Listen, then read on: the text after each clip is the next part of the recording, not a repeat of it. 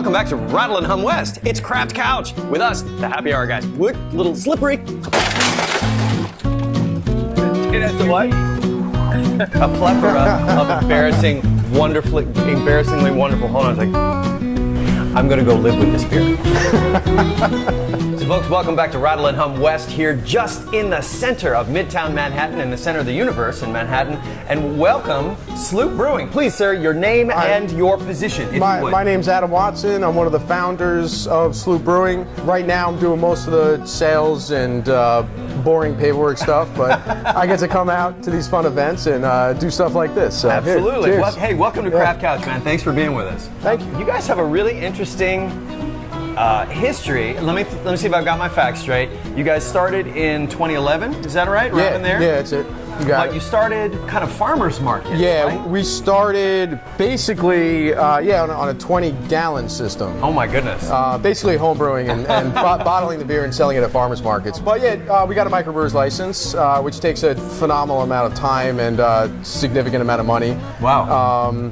And basically to be able to sell 22-ounce bottles at farmers markets. And we did that for about a year before we wound up getting some stainless steel 55-gallon drums, got welders to put it together and everything with pumps and everything. And so it's DIY a little bit. Yeah, and it's always been that way. Did that for a couple of years on the 3-barrel batches, and then wound up getting a 30-barrel brew house installed. Wait.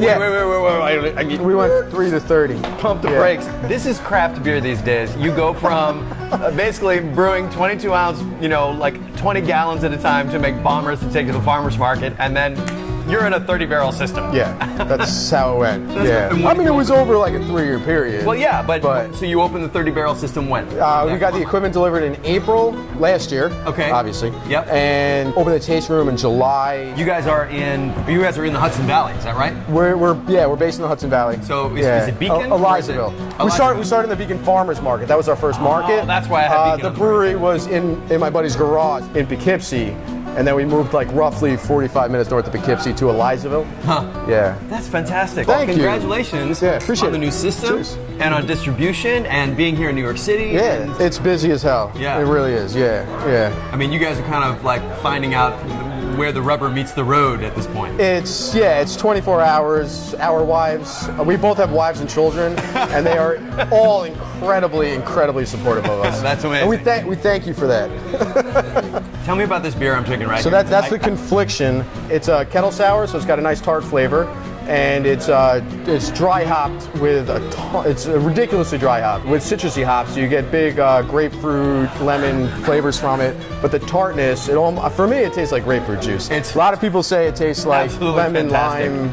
Yeah, I'm just loving it. It's got I'm a big fan of sour beers, and this is where sort of sour beer and citrusy IPA sort of exactly what it is. Had a wreck, and they're still messed up together, and it's amazing. Now we've gone to mood lighting because sometimes it gets a little romantic back here in the craft. And that's couch. okay. That's okay. There's nothing wrong with that. Yeah. Tell us a little bit. One of the questions that we ask in Craft Couch in this series is, and it's different for everybody, how important was it for you guys to come into New York City, to be distributing to New York City?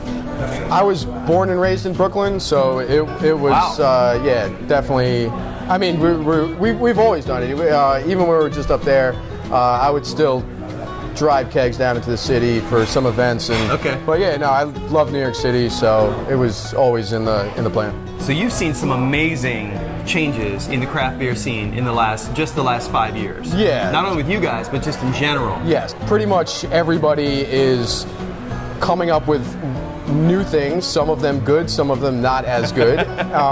But that's what art is. Like you just have to be able to experiment and see what sticks, see what the public wants. I mean, it's fun as hell, and that's kind of what it's all about, I guess. You just said something really, really amazing. You said that's what art is. It is, yeah. What we believe is that brewing, and especially craft brewing, is kind of a beautiful crossroads of art and science. That's exactly, yeah. Can't have one without the other. 100%. Why Sloop Brewing? Where did Sloop Brewing come from? So we wanted a name that was tied to the Hudson Valley, and the sloop boat, the sailboat, was the kind of boat that the Dutch used to colonize the Hudson Valley. We brew what we love, and fortunately we love pretty much every style of beer, so it kind of helps in that way. Particularly, we're Americans, so we love IPAs.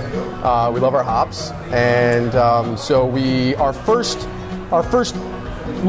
two beers that kind of took off were the Red Sea and the Sour Peach. We also love sour beers, so it makes sense that we have a red IPA and a sour beer being our first two beers. Yeah. Justin is literally driving to Chicago on Monday to pick up a canning line. So You're buying a canning line. yeah, we're getting bought a a used. canning line. Yeah, we're getting a used canning line. I really hope this thing exists because he's driving to Chicago to pick it up. So I got my fingers crossed that it's not like, Something you bought on. Yeah. You didn't buy it on Craigslist, did you? I don't know. Justin bought it. I have no idea. Wait a minute. How old are the kids? My kids are. I have twin girls. They're almost 3 and a half. Justin has a 3-year-old boy. So these kids are going to grow up in the brewery, hanging out, They know. They already know what's going on. watching their dads Yeah. make amazing beer. Yeah. I gotta say, I mean, I wish I was that young now because I'm a craft beer immigrant. You know what I mean? I didn't start drinking craft beer. I don't think No, many nobody people did. I But mean, these kids now, some of them, like your kids, are probably only ever going to drink craft beer. You know, at some point they'll rebel against dad and they'll drink. and probably, yeah. You know, Think they're about like, Bud I'm Light or drinking Pabst, something. Dad. You know, we're meeting people now that they've never had a macro beer. I know. Kids that are drinking It's- now. Yeah. It's astonishing. Yeah. I mean, InBev's got to be shaking in the boots. well, no, they're just buying people. Well, yeah. Yeah. What's your price, by the way? Have you Right, figured out we when they all come we to all you? have our price. What's your price? We'll talk later. I have a price. I doubt they can afford it, but I have a Right, price. yeah. So you guys are just going to continue to grow, and we're really excited. I mean, these are some astonishingly good beers you brought in here. Thanks. Yeah, So we're appreciate really it. psyched. Is there anything you would love to say to the sort of craft couch, happy hour guys universe out there that you'd like them to know? Keep enjoying good beer. I mean, that's what's taking this where it's going. So keep on doing what you're doing. Anyway, it is our great pleasure to have you guys at Sloop Brewing here on Craft Couch at Rattle and Hum West. The happy hour guys are going to be up to visit you very soon. Nice. We're going to get some great footage up there, probably Yeah. over the summer, hang Cool. out, drink some beers. Nice. But thank you so much for being here, and good luck with everything. Thank you. I appreciate it. Yeah. Cheers. We'll see you guys next Cheers, time. guys.